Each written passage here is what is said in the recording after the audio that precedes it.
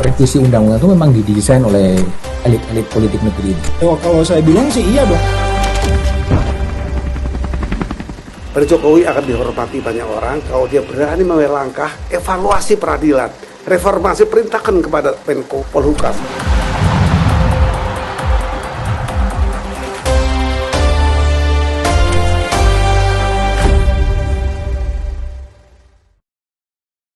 Oke, jumpa lagi di Back to BDM. Di kanal ini saya akan mengundang sejumlah tamu-tamu spesial saya untuk mendiskusikan berbagai isu kontemporer, mencoba untuk mendudukkan perkara, dan mudah-mudahan bisa memberikan solusi untuk perbaikan negeri.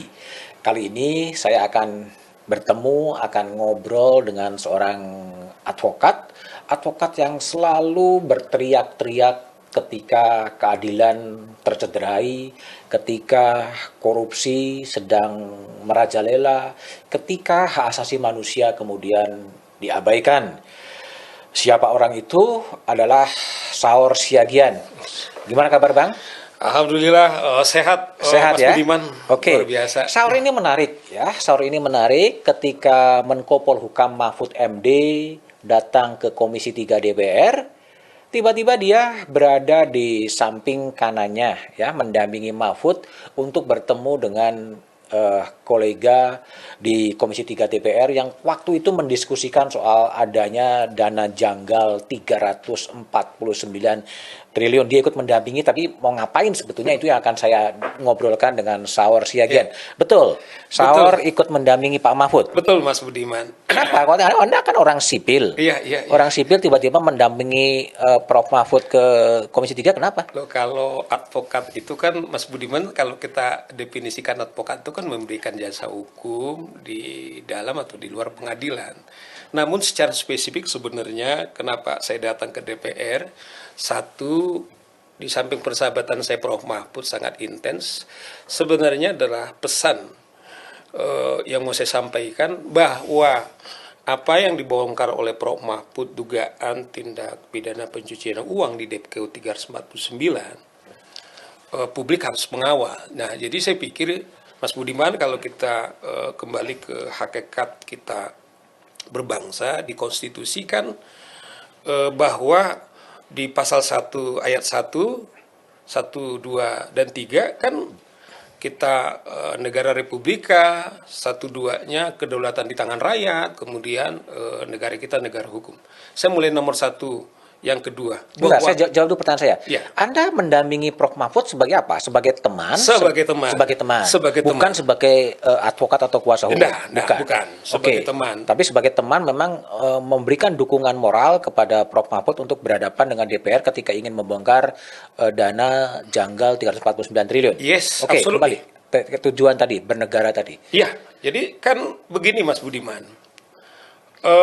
Kalau kita kembali bahwa kan saya kira status yang tertinggi yang menurut saya yang paling sakral itu adalah status sebagai rakyat. Sekalipun sering kemudian dibalik logikanya bahwa representasi rakyat itu lebih kepada yang lemah gitu loh. Kenapa? Lah itulah komitmen kita sebagai negara demokrasi, kalau dalam konteks konstitusi negara hukum. Instrumen kedaulatan kita itu kemudian muncul dia dalam konteks hukum. Nah, soal Prof. Mahfud, sebenarnya saya tertarik ketika kawan-kawan di Komisi 3 RDP dengan saudara Ketua PPATK, saudara Ivan, saya melihat ada ketidaksetaraan antara pengundang dalam konteks ini legislatif dengan mitranya eksekutif. Oke. Saya melihat ada pemandangan menurut saya janggal. Bagaimana seorang Ivan, ketua PPATK, yang mewakili lembaga eksekutif mitra daripada kawan-kawan di Komisi 3, saya bilang itu diperlakukan dia sebagai seorang terdakwa. Diperlakukan sebagai seorang terdakwa. Misalnya begini, mereka menanya, dan kelihatannya pertanyaan-pertanyaan itu seperti seorang hakim menanya apakah itu terdakwa, kemudian sudah jawab ini seperti itu gitu loh. Nah, menurut saya enggak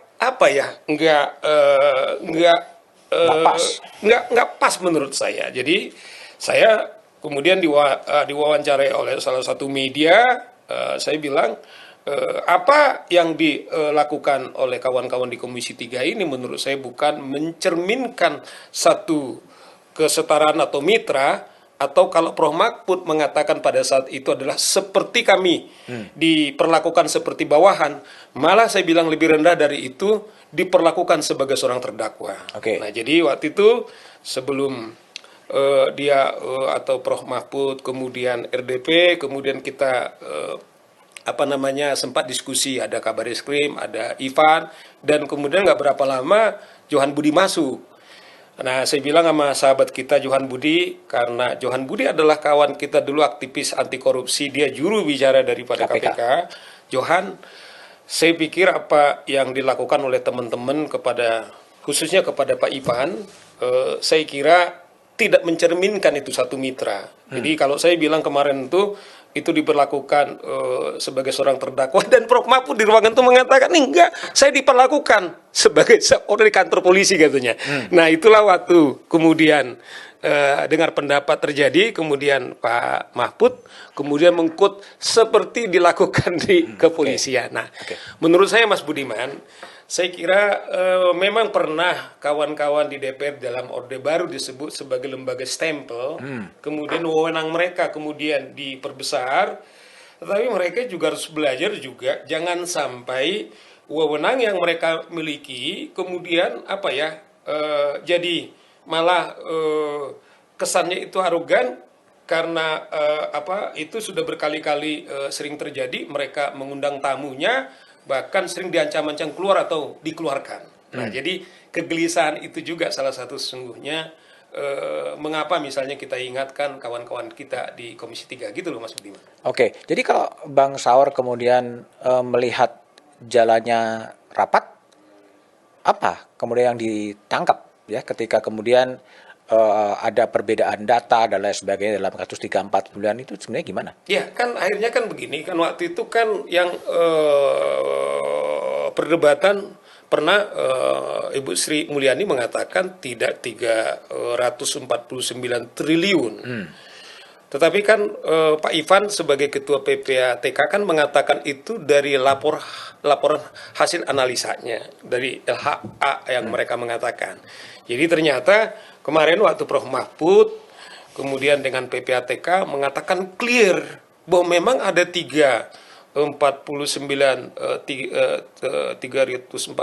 triliun yang diduga pencucian uang dengan 3 kategorisasi, ada menyangkut yaitu karyawan-karyawan Menkeu, ada juga di Bea Cukai, yang kedua ada juga di Dirjen Pajak. Nah, jadi yang kita apresiasi Prof. Mahfud mengatakan selain dari data yang saya katakan hari ini, kalau ada data lain itu pasti palsu. Pak, saya kira itu juga kemudian kawan-kawan di Komisi 3 mengatakan clear bahwa angka itu datang dari PPATK, tidak akan mungkin berbeda dari situ. Nah, ternyata kan cara kawan-kawan di DPKU membaca data yang diberikan oleh PPATK, kalau analoginya itu misalnya Pak Mahfud mengatakan kalau ibarat pohon apel, jadi ada cabang-cabangnya, di cabang-cabang itu juga hanya satu. Misalnya lah, katakanlah di karyawan DPKU itu hanya 3,5 triliun. Nah, dia bilang kan memang ada 3,5 triliun menyangkut karyawan, tetapi perusahaan cantang yang dimiliki, kemudian anak-anaknya ini, itu kurang lebih 35 triliun. Nah, yang Ibu Sri Mulyani kan hanya mengatakan 3 karena itu menyangkut karyawan Departemen Keuangan. Tetapi nature daripada kejahatan pencucian uang itu, kan dia itu berkelompok gerombolan kan, supaya bisa ditutupi kan. Ini dia mengalir ke perusahaan apa atau memakai siapa. Sehingga kemudian PPATK mengatakan bahwa menyangkut yaitu staf daripada Menkeu yang sekitar 430 sekian orang itu adalah sekitar 38 triliun itu, Mas Budiman. Jadi clear. Jadi DPKU juga sudah mengaku itu clear. Nah, ini yang saya kira kita mengapresiasi Prof. Mahfud bagaimana ketegasan beliau untuk mengungkap ini gitu loh Mas Budiman. Tapi banyak juga ya kritik-kritik atau pandangan di DPR yang menyebutkan Mahfud MD ini sedang cari panggung. Ya mungkin Mas, panggungnya adalah bagaimana kalau saya bilang ini bukan sekedar, saya mengatakan ini bukan sekedar skandal ini apa yang di DPKW itu Mas Budiman ya. Kalau menurut saya jumbo skandal. Jumbo skandal. Ya, kalau memang itu katakanlah disebut panggung, ya saya kira Prof Mahfud ada kegelisahan karena begini, ternyata tahun 2019 kan soal dugaan pencucian uang ini sudah diberikan kepada DPKW. Oke. Tidak ada tindak lanjutnya, Mas Budiman.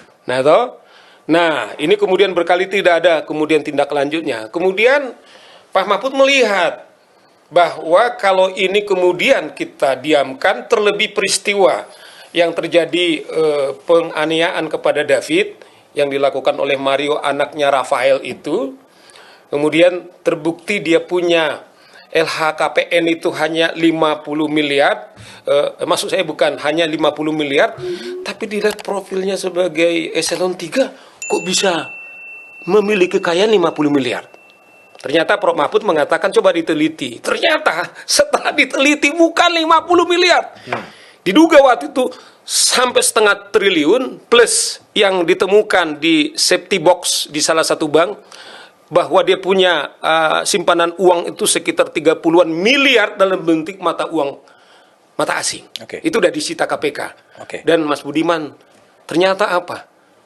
Setelah sekian bulan, apa yang dipikirkan oleh Prof Mahfud bahwa ada dugaan tindak pidana uang, ternyata predikat crime-nya itu atau pidana asalnya itu sudah terbukti. Artinya apa? Sekarang ini KPK 4 hari yang lalu telah menetapkan saudara Rafael itu menjadi tersangka untuk gratifikasi, yang pasti uang-uang untuk tidak pidana cuci uang itu sedang diselidiki. Artinya gini loh, dari 349 triliun itu sebenarnya sudah terbukti bahwa dugaan tindak pidana pencucian uang ini berdasarkan daripada korupsi yang terjadi di Dirjen Pajak. Jadi menurut saya sudah ada polanya.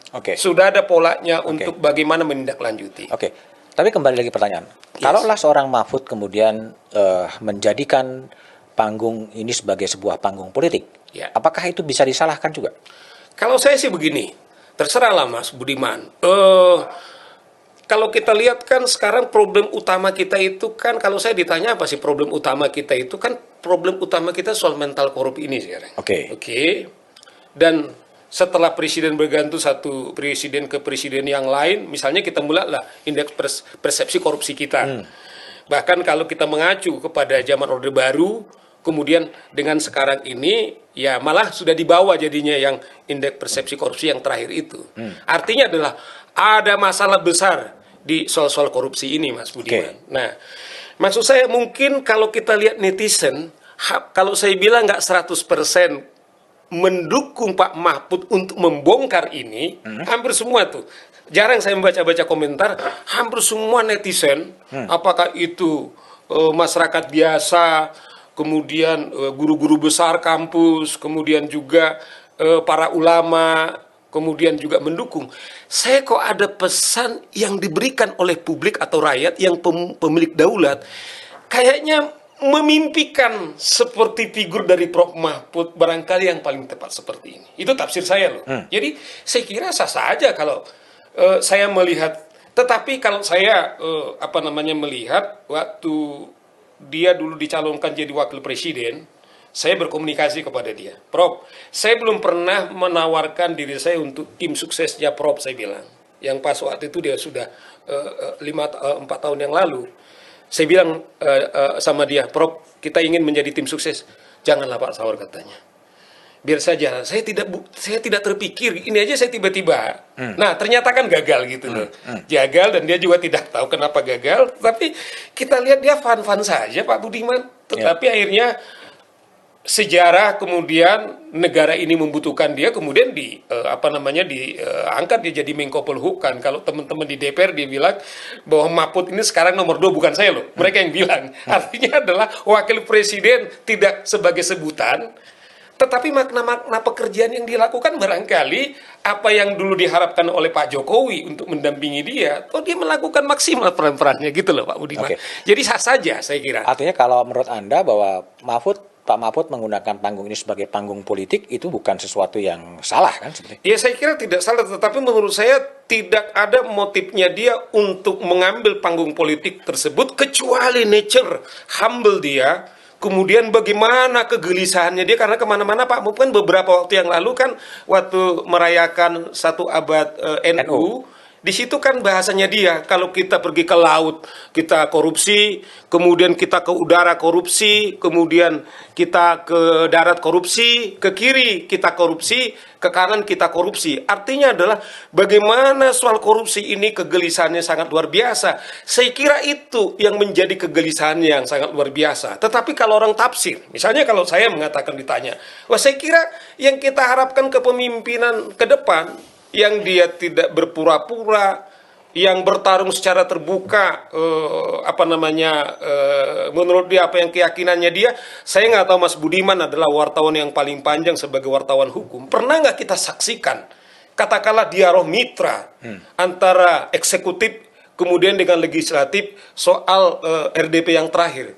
Bagaimana di sana dignity seorang menteri yang katakanlah pada satu mewakili lembaga eksekutif, dengan pride dia karena moralitas kemudian dan kompetensi keilmuannya, itu kan memberi harapan kepada kita.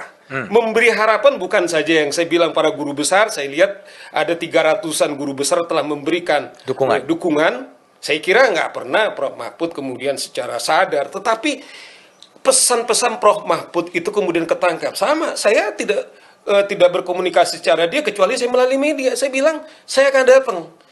Saya akan datang, saya bilang, bahwa sebagai simbol bahwa rakyat, atau setidaknya saya sendiri mengklaim diri saya, bahwa saya terbuka untuk supaya Prof. Mahfud kemudian buka-bukaan. Nah, saya kira itu yang saya sejauh, yang saya lihat kenapa Prof. Mahfud. Tetapi saya kira kita juga berharap, kalau saya ditanya, kita berharap sosok model seperti ini saya kira tahun 2024, karena setelah kita lihat misalnya Mas Budiman, misalnya bagaimana seorang katakanlah Kadif Propam, Kapolda, kemudian dia harus diancam hukuman mati karena mental korup misalnya. Saya kira ini kan satu tragedi yang sangat luar biasa di bangsa ini. Jadi saya bilang orang-orang yang concern soal pemberantasan korupsi ini, saya kira salah satu figur yang kita harapkan kelak untuk pemimpin kita ke depan, Mas Budiman. Artinya kalau konteksnya 2024, ya, Mahfud bisa menjadi salah satu kuda hitam gitu menurut Anda? Saya pikir gini lah, kalau kita lihat kembali kepada dialog rakyat, kalau saya lihat keinginan rakyat, ya, kita lihatlah spontanitas. Kalau misalnya guru besar ini misalnya, kalau bahasa mereka kan amicus curiae kepada Mahfud, bahasanya gitu. Ada yang mengatakan temannya Mahfud, terserahlah mereka. Nah, kalau kita lihat kan, kalau kita mau jujur, ini kan kehendak rakyat. Problem mungkin nanti adalah problem konstitusional kita. Barangkali yang sampai sekarang ini kan aneh bangsa ini. Untuk jadi wali kota, gubernur bisa kita dari independen. Sementara untuk jadi presiden kita nggak bisa independen. Itu juga logika rusak menurut saya. Artinya kita bicara kepemimpinan dalam konteks nasional mesti secara filosofis. Ya, you menjadi pemimpin di Kompas, kemudian juga katakanlah di Tribun atau di Kompas TV, kan ada value-nya menurut saya. Ini kriteria-kriteria kita aneh. Misalnya kok jadi bupati, gubernur bisa dari independen, kok jadi presiden nggak? Malah menurut saya malah ketiga presiden yang harus independen seperti kemudian di negara-negara demokrasi yang lain. Nah, barangkali nanti kendalanya di sana. Tetapi saya bilang kita dorong juga teman-teman partai. Kalau Anda memberi legacy ke depan kelak menurut saya, kalau memang kita mau jadi katakanlah negarawan dalam konteks level kita masing-masing. Misalnya saya menangkap seorang Budiman Tanurejo, seorang negarawan dalam konteks panggilan profesinya. Saya ikuti betul kiprahnya. Misalnya terlebih soal korupsi ini, tajuknya back to BD, kemudian tulisannya dan bagaimana dialog-dialognya dengan Sukidi dan lain-lain sampai pergumulan batin. Saya yakin juga kita ingin figur-figur seperti ini. Jadi negarawan dalam panggilan profesinya masing-masing, barangkali itu juga yang dicerminkan oleh para guru besar dan sahabatnya Mahfud. Barangkali dia ingin pemimpin yang otentik seperti ini ke depan, sehingga ada perubahan fundamental ke depan ke pemimpinan kita 2024, Mas Budi. Tapi kalau kembali itu soal Mahfud ya. Tapi kalau dari sisi DPR, kenapa DPR responnya terkesan seakan-akan menjadi penghalang dalam tanda petik dalam upaya pemerintah untuk membongkar skandal 349 triliun dana janggal itu? Ya itu juga sebenarnya saya waktu ketemu kawan-kawan kita, kan kalau ini tentu persepsi Mas Budiman ya. Saya kira kanalnya Mas Budiman ini saya kira adalah salah satu juga yang independen. Nah kalau kita misalnya katakanlah soal isu perampasan aset misalnya yang di perampasan aset. Tiba-tiba kan Prof Mahfud, bayangkan dia eksekutif, berani dia memulai. Sebenarnya kita akan terbantu kalau kawan-kawan kemudian mensahkan adalah RUU perampasan aset gitu loh kan. Artinya itu kan lebih mudah sesungguhnya daripada TPPU ini kan agak jelimet gitu loh. Jadi kalau di perampasan aset itu kan bisa nanti teori terbalik kan gitu loh. Dia akan bilang, Anda sebagai pegawai negeri dengan profilmu seperti ini gajimu berapa? Coba buktikan. Dari mana itu asalnya kan lebih simpel. Tetapi yang ternyata yang terjadi Pak Budiman, Ketua Komisi Saudara Bambang Pacul kemudian mengatakan bahwa kalau mau ya lobby saja ketua partai kami gitu loh. Nah itu menurut saya merendahkan derajat kawan-kawan kita di DPR. Karena apa Mas Budiman? Yang kita bayar itu DPR bukan partai. Itu yang saya bilang kepada kawan-kawan di sana. Pernyataan saudara Bambang Pacul bahwa mengatakan kita harus melobi daripada partai lah. Nggak pernah kita DPR itu digaji oleh partai. Mereka itu keringat atau katakanlah gaji tunjangan mereka itu dari rakyat. Nah menurut saya juga ini berbahaya kepada ketua-ketua partai. Seakan-akan ketua partai ini kemudian keberatan atas perampasan aset, tetapi sekaligus menyendera kawan-kawan di DPR. Tapi maksud saya gini lah, Mas Budiman itu punya komisi 3 temennya, saya tahu lah. Dia tahu dari awal kalau advokat sepatu miring misalnya setelah sekian tahun minta maaf Budiman dia tinggal di Menteng misalnya. Ya, saya nggak tahu sebutlah ada berapa misalnya. Kan bisa kita profiling dia.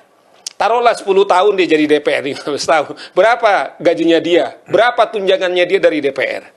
Ya, atau tiba-tiba bisa rumahnya di Menteng punya ini, punya ini. Artinya kalau ada RUU perampasan aset, saya kira ibu yang pertama dibunuh ibunya yang melahirkan. Dugaan saya karena oligarki, karena kan partai sekarang kan oligarki ya.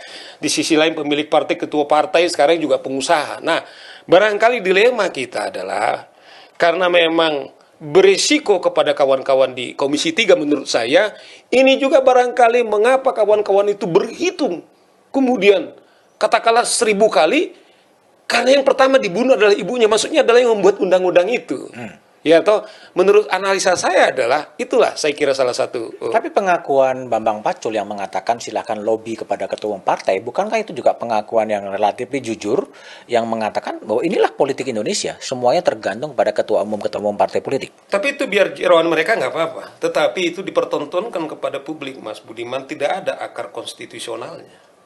Karena itu saya bilang, ketika kami datang ke sana, kami datang kepada wakil rakyat kita. Kalau menurut saya Mas Budiman, itulah menurut saya penghinaan demokrasi yang terjadi di Indonesia. Sebenarnya begitu Anda kemudian memang Anda direkomendasikan partai, ketika Anda terpilih jadi DPR atau pejabat eksekutif, Anda tinggalkan Anda sebagai kader, tapi Anda tampil kemudian sebagai negarawan, tapi wakil rakyat. Tetapi kan fakta yang terjadi best practices di Indonesia adalah seorang anggota DPR lebih takut dia kepada ketua partai daripada takut kepada konstitusinya. Padahal kalau kita kembali hakikat kita demokrasi, sebenarnya pertanggungjawabannya dia adalah kepada rakyat kan. Kita nggak pernah meninggalkan panggung kita sebagai kader partai, padahal sebenarnya konstitusi, undang-undang sudah menempatkan kita adalah peran yang lebih besar. Makanya saya bilang bukan saja kawan-kawan ini sebagai pekerja partai, tetapi bisa dimaknai sebagai budak partai. Karena itu yang saya kira yang sekarang terjadi. Akhirnya apa? Aneh kan? Pak Mahfud dari eksekutif datang ke DPR, ke rumah rakyat, malah kesan publik nih kembali ya, persepsi ini, persepsi publik. Kok wakilnya itu tidak mewakili perasaannya dia? Nah jangan-jangan itu kawan ini nggak pernah naik kelas, dia tetap aja sebagai wakil partai memang duduk di DPR, tetapi peran perilakunya juga hanya sebagai kader partai. Dan ini juga memang ada juga kadang kekonyolan juga ketua partai dibilang, "You boleh presiden, tetapi Anda juga tunduk kepada pekerja partai." Saya kira kita harus belajar jujur lah. Bahwa memang instrumen mencalonkan ada dari ketua dari partai-partai, tetapi yang saya bilang, begitu mereka kemudian terpilih, mereka harus menempatkan pertama dia sebagai wakil rakyat, baru nomor sekian daripada wakil partai. Jadi itu yang menjadi menurut saya problem besar kita, dan ini terus harus kita teriaki supaya kembali kepada kitanya, Mas Budiman.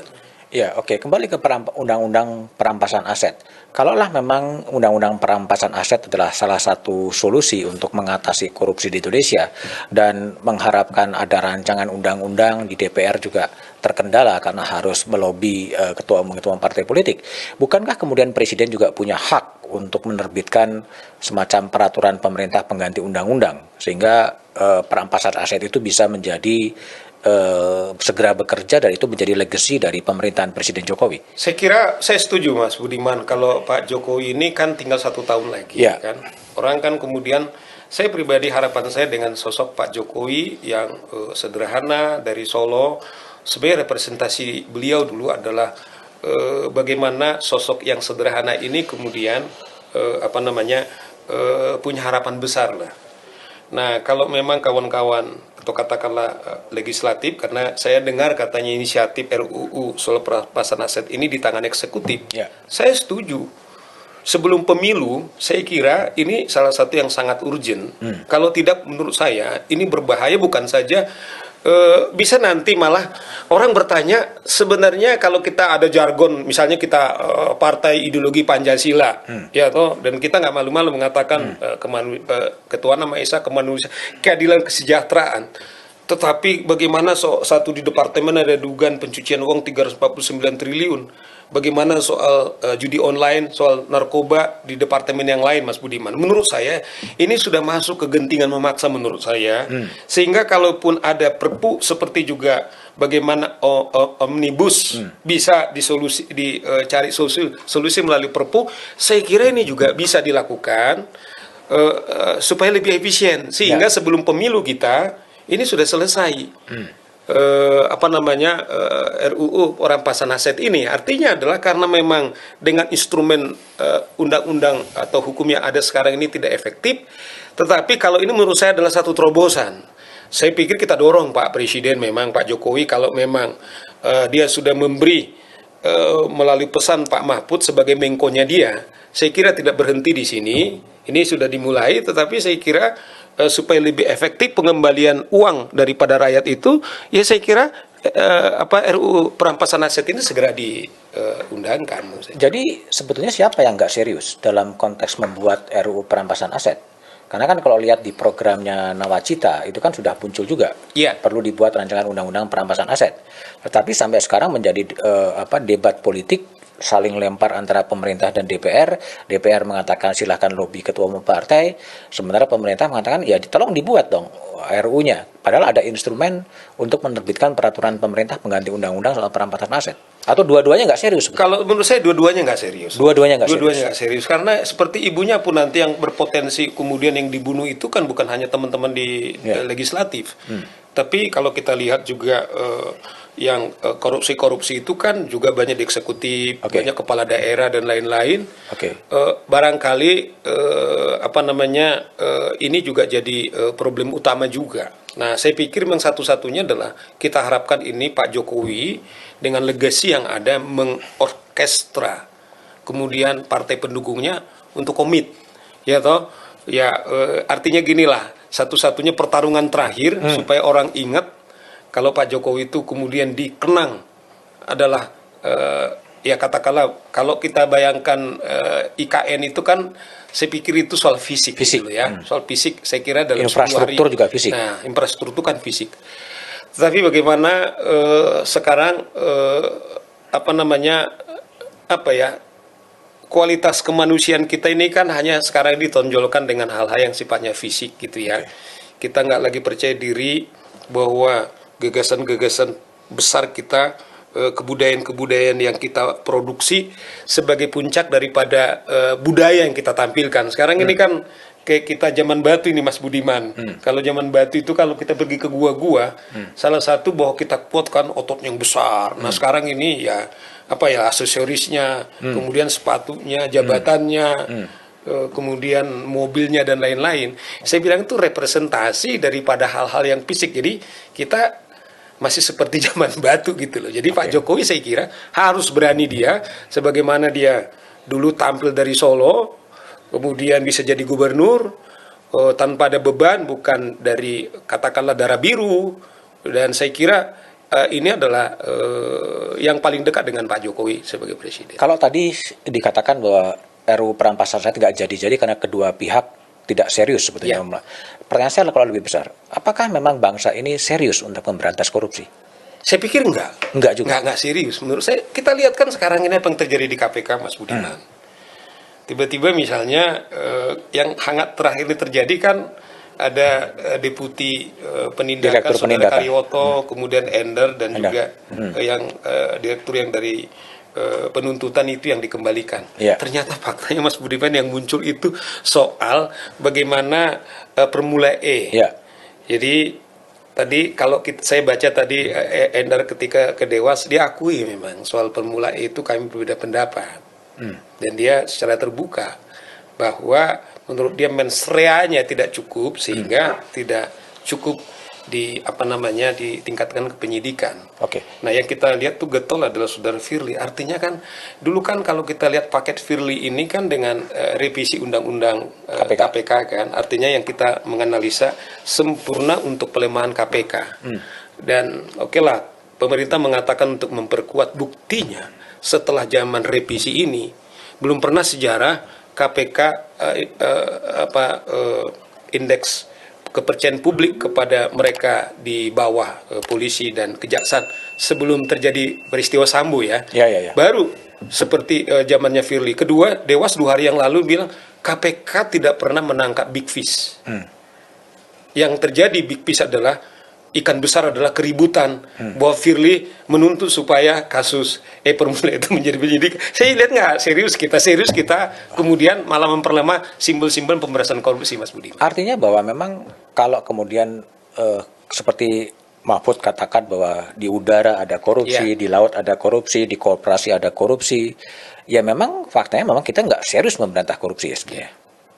Artinya itu kalau kita lihat sejarah VOC sejak tahun 1700-an, ada pengakuan dari Gubernur Jenderal yang di Jawa Timur bahwa dia kaya raya karena menerima sogoan, menerima upeti dari pejabat-pejabat pribumi yang akan naik pangkat. Tapi sekarang kan jual beli jabatan masih ada juga sebenarnya. Saya kira bukan segala. Jadi yang paling sedih Mas Budiman, saya baru dengar beberapa waktu yang lalu kalau kita jadi karyawan atau melamar ke pabrik pun ternyata itu udah mulai dijual belikan, Mas Budiman. Dijual belikan? Udah. Jadi orang tuh misalnya melamar ke pabrik ini sudah dimanfaatkan orang tertentu untuk jual beli, untuk sekedar untuk menjadi buruh di perusahaan sendiri. Di pabrik, lalu kemudian universitas, rektor-rektor pun menerima mahasiswa kemudian terjerat korupsi, jabatan dijual belikan, putusan juga diperjualbelikan. Itu yang fakta yang kita lihat sekarang ini. Artinya hampir dalam semua lini kehidupan korupsi sudah menjadi virus yang menghantui semua kehidupan. Saya kira iya, Mas Budiman. Jadi kan itu saya bilang, nggak kita bayangkan misalnya kemarin itu untuk menjadi polisi ada diminta 2,5 miliar. Coba bayangkan itu yang kemudian dia dipecat, kita teriak supaya ini. Coba kebayang bagaimana kalau kemudian kita nggak selesaikan, institusi kepolisian kita ini hanya tempat para penjahat kan kalau nggak diselesaikan. Yang di otaknya saya kira nggak pernah melakukan tugas-tugas kepolisian kecuali berapa uang yang dikatakanlah dikasih ke sana, kemudian dalam otaknya sehari-hari bagaimana kembali. Dan itu yang terjadi, kita bilang bahwa kita dengar ada Kapolda malah jadi gembong narkoba. Saya pikir ini kan sesuatu menurut saya yang sangat mengerikan lah. Jadi, tapi juga kalau kita lihat Mahkamah Agung ya, 2 hakim agung kemudian juga ditangkap dan diadili karena jual beli memperjualbelikan putusan dalam kasus korupsi. Lalu kemudian dalam koperasi. Lalu kemudian ini gimana? Mau di mana? Dari mana dibenainya simpul korupsi yang hampir di semua cabang kekuasaan ada? Saya waktu itu diundang oleh Prof. Mahfud dengan beberapa kawan-kawan akademisi. Nah, saya bilang waktu itu bicara tema reformasi pengadilan, Mas Budiman, sekitar 3 bulan yang lalu. Saya bilang, Prof. Mahfud, kita harus ada tindakan revolusioner yang kita lakukan, tidak lagi simbolik, misalnya katakan revisi undang-undang atau remunerasi. Kalau konteks katakanlah penguatan kelembagaan, katakanlah yudikatif atau pengadilan, kan ada KY, kemudian ada Bawas, ada dan lain-lain. Nah, kalau kita lihat 2 hakim agung, kan ada 3 lini yang ketangkap. Ada panitera di sana, kemudian ada staf-staf di bawah. Dan ada advokat juga. Dan ada advokat juga tentunya. Nah, kalau saya melihat ini kan sudah sistemik.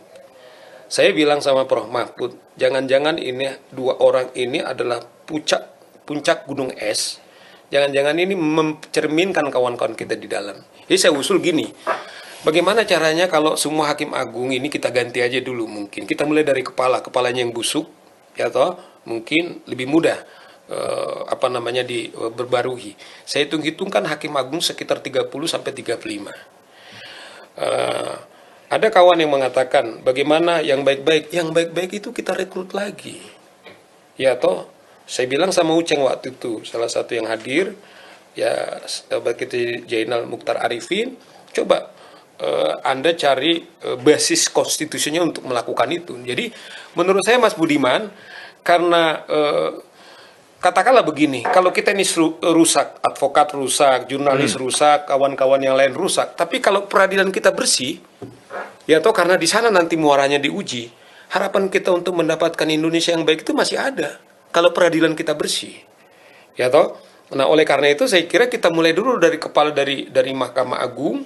Kalau kita setuju, semoga kawan-kawan kita hakim agung, tidak ada maksud kita untuk membenci mereka. Enggak, kita ini siapalah gitu loh. Ini adalah tentang kegelisahan kita. Kita tidak mau mengakhiri karir kawan-kawan ini seperti Rafael dengan Ananda misalnya. Prihatin kita. Atau seperti Sambo dengan istrinya. Taruhlah hukum positif tidak menyentuh, katakanlah seperti peristiwa Sambo atau Teddy Minahasa, Mas Budiman. Tapi pertanyaan yang terakhir, ketika Anda melakukan yang sama, kemudian aparat penegak hukum tidak menangkap, apakah nurani Anda bisa Anda bohongi? Kalau kita percaya masih, katakanlah kita masih berdoa, apa kita kemudian mau kita bohongi bahwa Tuhan juga melihat semua tindakan kita? Saya selalu bilang gitu kepada kawan-kawan. Taruhlah, bagaimana kita bisa masih tersenyum? Orang lain kemudian karena ditangkap, dia mencuri, tapi pada saat yang sama juga diam-diam kita melakukan yang sama. Maksud kita kalaupun ada kita katakan seperti ini adalah karena kita sayang, kita cinta. Taruhlah misalnya tidak seperti Teddy Sambo dalam proses mekanisme peradilan hukuman mati. Tapi kan nurani Anda nggak bisa dibohongi pada Anda juga melakukan yang sama. Kan kasihan keluarga ini menurut saya juga. Coba andaikan Rafael tidak melakukan yang sama. Apakah kemudian anaknya tanpa ada hak pembela dipecat dari sekolahnya?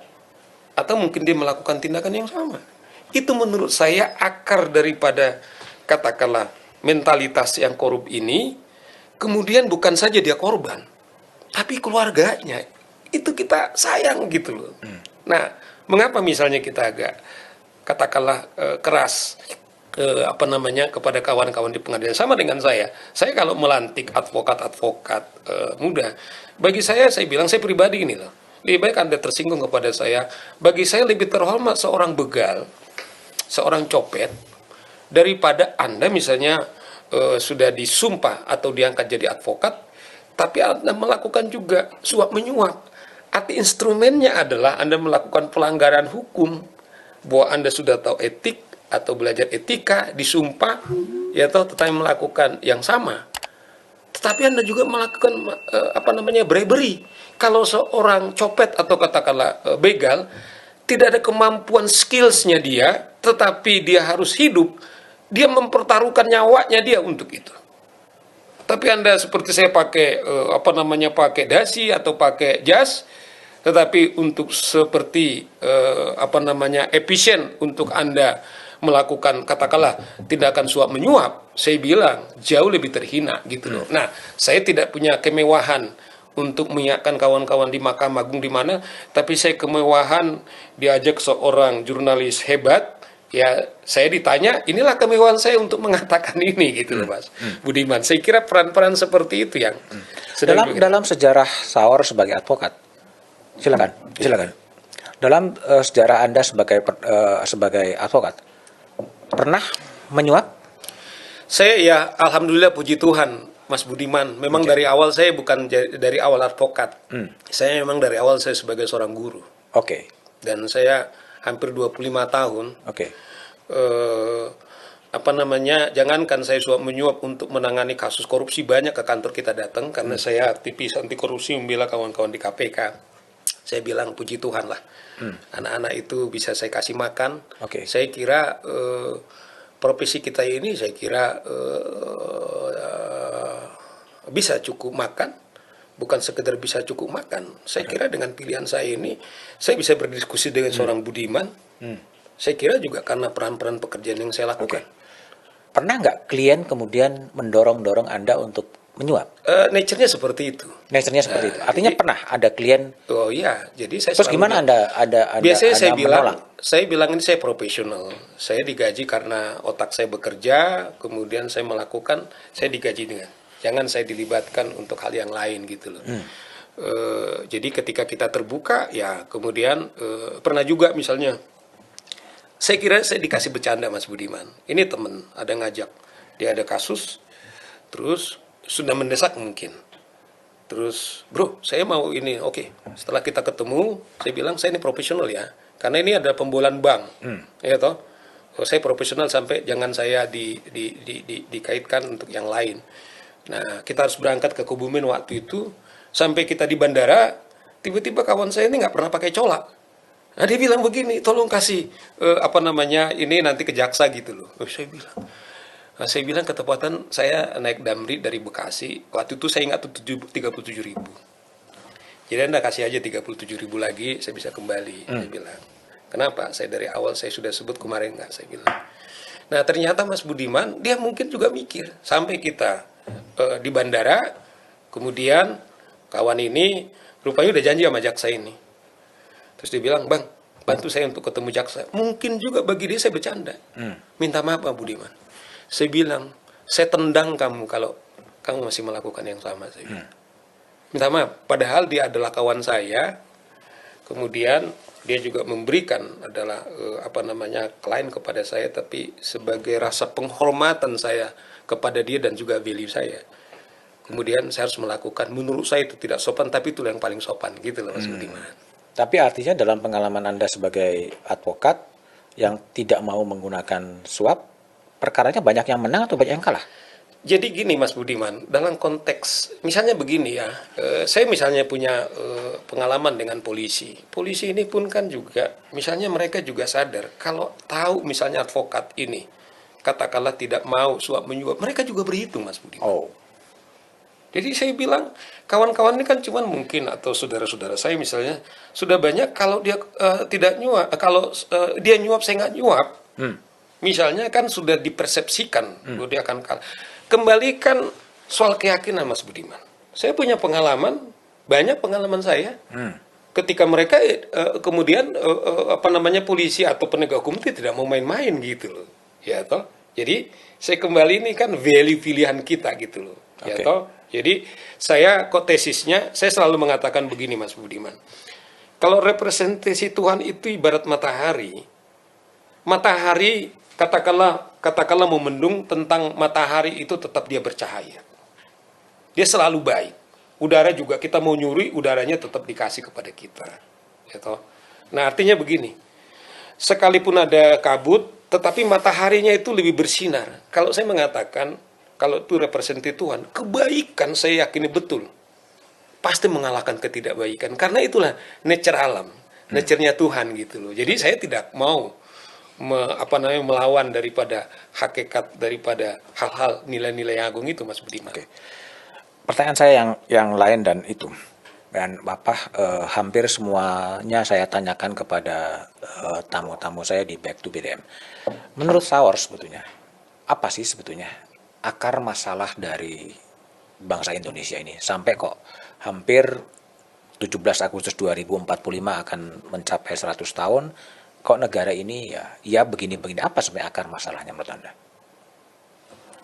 Kalau saya Mas Budiman, menurut saya akar masalah tentu persepsi nih Mas Budiman. Ya. Saya kira akar masalah kita menurut saya ini adalah soal mentalitas korupsi ini Mas Budiman. Katakanlah apa yang terjadi dengan seorang bapak dan anak kemudian sekarang itu dipecat adalah karena mental ayahnya yang korupsi kemudian di kantor pajak. Kemudian anaknya kemudian tidak bisa sekolah. Tapi juga berpotensi kepada istrinya juga dengan pencucian uang yang menerima di pasal 5 Undang-Undang Pencucian Uang juga bisa dijerat 5 tahun. Ya. Kemudian misalnya begini, kita lihat misalnya ada seorang ketua Mahkamah Konstitusi yang sangat begitu mulia kemudian runtuh bahkan dihukum seumur hidup juga karena kasus korupsi. Yaitu temannya Mas Budiman, teman kita juga ada Hakim Mukhtar. Ya toh. Kemudian juga kemarin itu ada seorang anggota Komisi 3, seorang ibu dan suaminya adalah bupati di salah satu kabupaten di Kalimantan. Kemudian juga ditangkap dengan korupsi. Suami istri. Ya toh. Jadi Prof Mahfud mengatakan saya harus quote lagi, ke udara kita korupsi, ke kanan kita, ke laut kita korupsi, ke kiri, ke kanan, bahkan koperasi dan lain-lain. Nah, menurut saya inilah hari-hari kita Mas Budiman. Jadi kalau kita serius, sesungguhnya kalau kita mengharapkan, katakanlah the founding fathers, ketika kan konstitusi kita itu kalau kita amanatkan adalah welfare state sesungguhnya, negara kesejahteraan. Tetapi kesejahteraan, saya khawatir gini, sudah mulai dikampanyekan, ada sekian tanah kita hanya dimiliki oleh 2%. Sudah mulai ini sekarang ideologi. Tapi bisa saya pahami. Saya bayangkan tidak ini dulu keinginan the founding fathers ketika mereka merampas atau merampok kemerdekaan dari penjajah. Saya kira bagaimana pemerataan kesejahteraan bisa terjadi. Tetapi kalau ada dugaan katakanlah korupsi sekian triliun, saya kebayang kita miliar aja kita kaget-kaget, tapi hanya dimiliki oleh kelompok-kelompok tertentu. Sementara ada misalnya saudara saya, dia kolonel, dokter, kemudian master, ketika dia pensiun, dia di Auri, dia belum punya rumah Mas Budiman karena gajinya dari itu katanya tidak punya rumah. Akhirnya dia harus minta tinggal sama mertuanya. Jadi Mas Budiman, ini yang saya kira yang menjadi problem kita utama. Kalau kita mau serius, atau kalau kita bicara tentang cita-cita Indonesia, ini harus kita serius. Kalau tidak, saya bilang, tentang katakanlah Pancasila, tentang harapan kita Indonesia yang kuat, atau kita yang disebut nanti salah satu negara, barangkali itu menjadi pertanyaan besar kalau ini nggak serius kita selesai. Mentalitas korupsi. Kenapa kemudian mentalitas korupsi begitu dalam di bangsa ini? Akar masalahnya apa? Apakah memang karena ginilah orang Indonesia, ataukah ini karena peninggalan kolonial zaman Belanda dulu melahirkan mental korup atau apa? Tapi mungkin salah satu, kan kita juga tidak terjebak dalam sejarah Mas Budiman. Saya kira salah satu keunggulan peradaban kemanusiaan juga dia diberikan the freedom to choice gitu loh kan. Oke lah, kita juga nggak mau budak daripada sejarah juga. Taruhlah itu ada memang bangsa ini pernah dijajah ratusan tahun. Tetapi kan pada saat yang sama dengan pendidikan yang kita miliki, mestinya juga kan ada peradaban baru yang kita miliki gitu loh. Kalau menurut saya fundamentalnya adalah kedangkalan level berpikir kita memberikan makna tentang sesuatu. Katakanlah makna kaya misalnya. Sebenarnya PBB kan sudah mereduksi soal mental ukuran kekayaan tidak lagi GNP semata kan, tetapi juga indeks prestasi kebahagiaan juga gitu loh. Artinya kita nggak pernah serius itu dalam wacana-wacana di publik mempertanyakan kembali hakikat namanya itu sukses apa gitu loh. Ya toh kita kan kalau Eric Fromm itu kan fokus kita adalah hanya to have, padahal yang lebih sehat itu kan bagaimana to be. Misalnya bukan bagaimana handphone saya miliki handphone yang lebih baik, tetapi bagaimana kita lebih tulus dalam kehidupan, lebih mencintai tentang hakikat kemanusiaan kita, kemudian lebih menyayangi orang lain, sebenarnya lebih hakikat yang sejati tentang juga kualitas kemanusiaan, kan itu menurut saya. Nah, ini yang wacana-wacana ini sehingga misalnya Crazy Rich, orang misalnya kalau ditampilkan ini seakan-akan simbol keberhasilan. Kita nggak tahu ternyata kalau menurut analisa ada seorang artis yang sangat kaya raya, kemudian ternyata juga bisa ada kemungkinan adalah hasil pencucian uang. Padahal seperti saya bilang, persahabatan dengan Mas Budiman sebagai seorang wartawan senior yang sangat dihargai, saya kira ini bagaimana kita menakar tentang nilai, tentang keberhasilan. Bagi saya ini prestasi besar bagi saya. Ya toh. Nah, ini menurut saya mentalitas korupsi itu muncul karena kita nggak pernah serius mendalam, kemudian memikirkan arti daripada sukses itu. Lebih kepada fokus itu yang saya bilang, zaman batu masih fisik. Padahal menurut saya adalah bagaimana kekayaan pemikiran kita, ya toh, bagaimana memberikan gagasan-gagasan besar seperti pertanyaan Mas Budiman misalnya, aneh juga menurut saya, tapi juga membanggakan tentang seorang praktisi bertanya tentang Indonesia ke depan. Tapi taruhlah ini di back to the BDM misalnya. Tetapi menurut saya itulah yang saya dapatkan. Saya juga kasihan loh teman-teman saya itu. Misalnya misalnya seorang paripurna dibilang, ada dua yang paripurna sama dengan seorang Mahfud, yaitu sahabat saya Patria Lex Akbar, sama dengan saya advokat dulu. Pernah jadi DPR, pernah kemudian jadi Menteri Kumham. Kemudian tetapi terakhir dia hanya sebagai terpidana korupsi di mana di Sukamiskin. Berarti kan ada nggak mungkin dong dia orang DPR, advokat, Menteri Kumham gitu loh. Artinya adalah ada kemiskinan berpikir menurut saya tentang arti prestasi, arti jabatan yang dimiliki. Karena sama dengan kadang-kadang gini Mas Budi, konyol. Misalnya gini, Pak Saur, relatif udah dikenal publik gitu. Apa nggak mencalonkan jadi anggota DPR? Nggak nyambung menurut saya. Seakan-akan prestasi seseorang berkarir itu, ya saya bilang tadi contoh-contoh buruk itu di Senayan di sana. Padahal ada harus jurnalis yang independen terpercaya seperti Kompas misalnya. Dibuktikan Kompas Group misalnya. Kita tahu dia, kalau kita jangan coba kasih amplop misalnya, itu udah tahu nggak berani orang misalnya. Tetapi korporasi Kompas toh salah satu benchmark juga bukan saja dalam media, tetapi juga dengan grup. Artinya ini kan contoh-contoh yang baik juga gitu loh. Artinya karena di-drive oleh value-nya, kemudian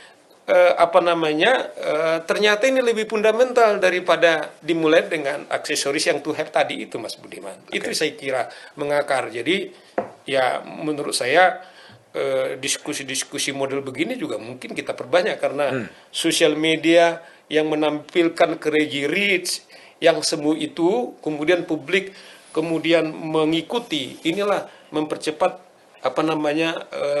jurang soal bagaimana korupsi itu jadi marak, Mas Budi. Korupsi itu budaya atau bukan?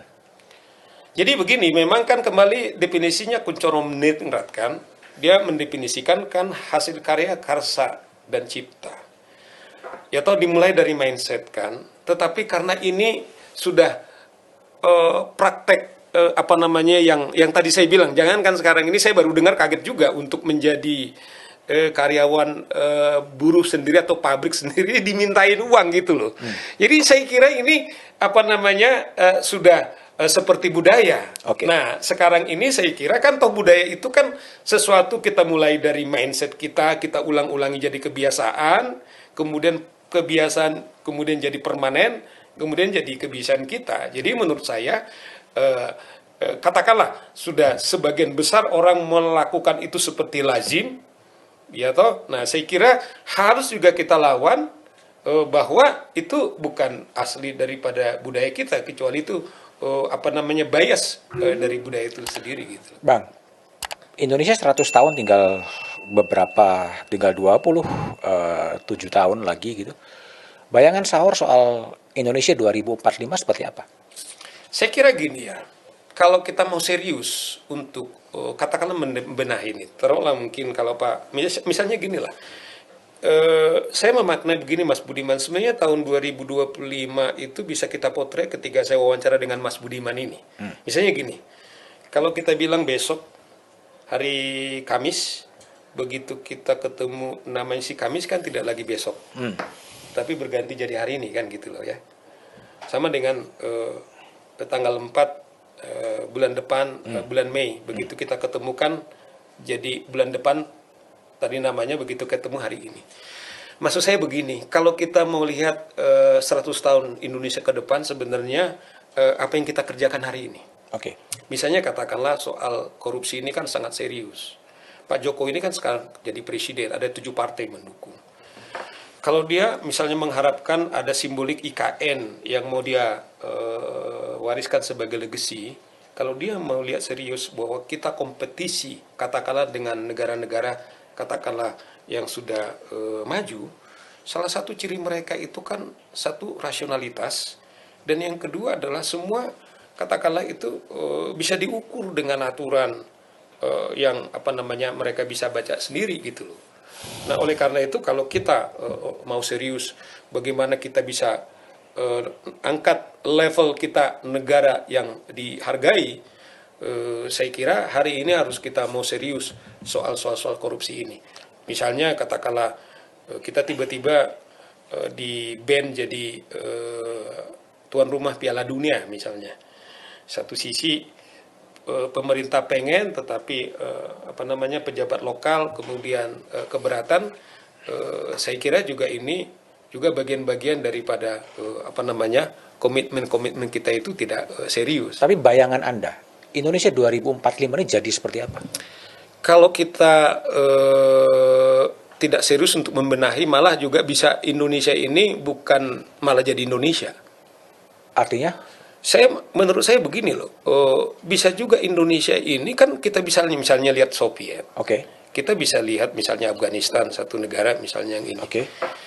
Kalau kita misalnya hari-hari ini kita lihat bahwa pejabat kemudian yang katakanlah penegak hukum, ini kan menurut saya ini sangat terjadi luar biasa. Seorang Kapolda yang dipromosikan menjadi Kapolda Jawa Timur ternyata gembong narkoba misalnya.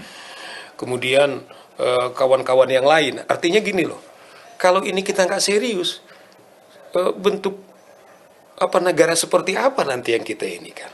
Tetapi kalau kita serius untuk membenahi ini, saya bayangkan loncatan kita sebagai negara itu sangat luar biasa. Jadi nggak serta-merta kita akan menjadi negara yang hebat dan kuat. Tetapi kalau kita mau ini masalah besar kita.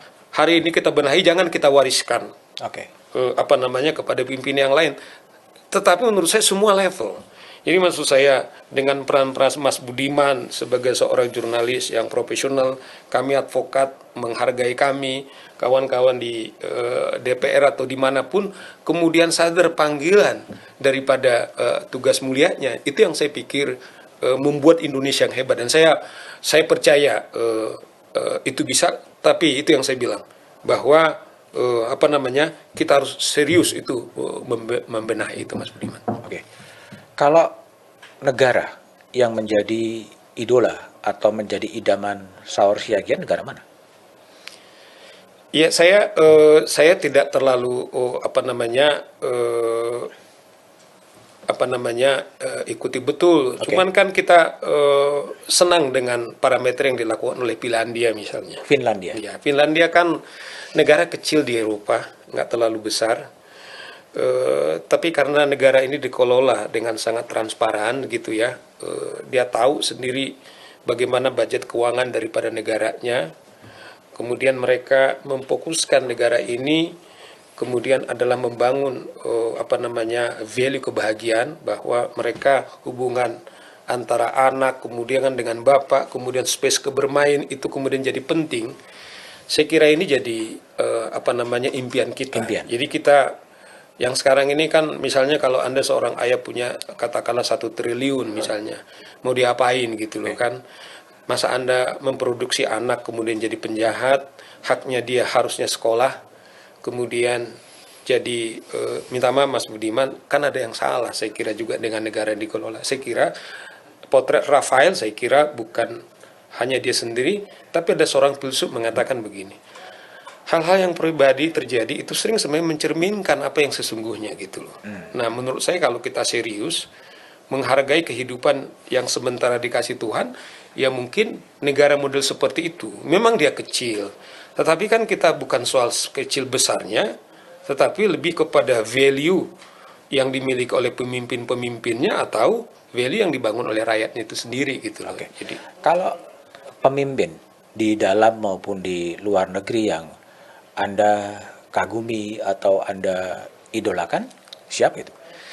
saya terus terang jadi kagum kepada seorang Gandhi, Mas Gandhi. Budiman. Ya. Saya ya kita lihat kan Gandhi sebenarnya kalau kita lihat tradisi sekolahnya kan dari Oxford gitu ya. Tapi meninggalkan simbol-simbol keberhasilan sebagai pendidikan Eropa ketika dia di Afrika Selatan, bahkan agak ekstrim memang pilihan-pilihannya, bahkan dia meninggalkan simbol-simbol modernisasi yang didapat di Eropa, kemudian bertarung dengan ahimsa, kemudian berjuang tanpa kekerasan dan best practices yang dia lakukan, kemudian India merdeka. Nah, menurut saya bukan saya mengatakan revolusioner karena memang zamannya berbeda, tetapi menurut saya standar moral yang dicerminkan dia gitu. Oke. Itu yang saya kira, dan itu menurut saya agak dekat dengan Gus Dur. Gus Dur dalam negeri. Dalam negeri Gus Dur. Kalau kita lihat kan Gus Dur ketika dia jadi presiden, ya Mas Budiman mungkin sering meliput dia, nggak terlalu jauh dia ketika dia sebagai seorang budayawan atau sebagai seorang Islam katakanlah yang inklusif, kemudian ketika juga dia di istana gitu loh ya, dan saya kira dia berani misalnya keberpihakannya dia kepada minoritas misalnya. Kalau saya melihat bukan soal minoritas, tapi berpihaknya dia kepada yang kecil. Nah sekarang ini kan agak antitesis di bangsa akhir-akhir ini. Yang populer kan sekarang oligarki, misalnya pengusaha jadi ketua partai, tidak lagi cerita-cerita orang-orang kecil, orang-orang dari desa, orang-orang sarungan, kemudian muncul jadi pemimpin-pemimpin nasional gitu. Sekarang bapaknya presiden, anaknya, mudah-mudahan Jokowi nggak tiba-tiba seperti itu, kemudian anak-anak kemudian didorong jadi jadi seperti itu. Jadi kita rindu, jadi kepemimpinan bukan karena glorify atau simbolik dalam bentuk formalitas, tetapi lebih kepada nilai-nilai yang dicerminkan oleh pemimpin itu sendiri, Mas. Oke, kalau tadi ini pertanyaan terakhir, kalau tadi Sawar mengatakan bahwa korupsi adalah sebuah masalah bangsa yang paling akut gitu. 2024 presiden seperti apa sebetulnya yang paling pas dengan zaman yang ada sekarang? Ya, kalau kita lihat kan sekarang ini kan orang agak gelisah juga, termasuk calon-calon yang sekarang ini, satu orang tersandera yang lain misalnya kan. Saya pikir karena memang publik atau rakyat sudah agak sudah agak benci dengan model kita yang sekarang ini. Saya bayangkan apa yang dicerminkan oleh Prof. Mahfud kembali. Saya bukan karena mengagungkan dia sebagai pribadi, bahkan saya tawar 4 tahun yang lalu dia tidak mau, tapi kita butuh pemimpin. Yang pertama dia konsisten dia, dengan segala risiko yang dimiliki. Misalnya kan kita tahu di Komisi 3 itu kan cukup tanda kutip ganas, tetapi dia tidak berhitung tentang apakah seperti Johan bilang, bisa aja kita ini 5 tahun, Pak Mahfud bisa saja seperti saya juga 5. Bagi dia misalnya jabatan itu hanya instrumen sesungguhnya membawa Indonesia kepada cita-cita Development Fathers, bukan dibalik. Dia adalah tujuan, tetapi jabatan apakah dia Menko atau apakah dia sebagai seorang jurnalis, tentu fasilitas yang dimiliki atau diberikan oleh perusahaan itu sebagai alat bagaimana peran-peran pengaruhnya dia bisa lebih diperbesar gitu loh. Itu yang kita harapkan. Karena problemnya adalah masalah korupsi ini, jadi orang yang komitmen bagaimana untuk serius menyelesaikan ini, Mas Budiman. Oke, thank you Saur Siagian. Terima kasih telah ngobrol di Back to BDM. Itulah adalah pandangan-pandangan dari seorang advokat yang relatif mau bertahan, tidak tergoda oleh korupsi, tidak tergoda oleh suap, dan impian-impian Saur soal masa depan Indonesia. Nantikan di Back to BDM dengan tamu-tamu saya berikutnya. revisi undang-undang itu memang didesain oleh elit-elit politik negeri ini. Kalau saya bilang sih iya dong. Pak Jokowi akan dihormati banyak orang kalau dia berani mengambil langkah evaluasi peradilan, reformasi, perintahkan kepada Menko Polhukam.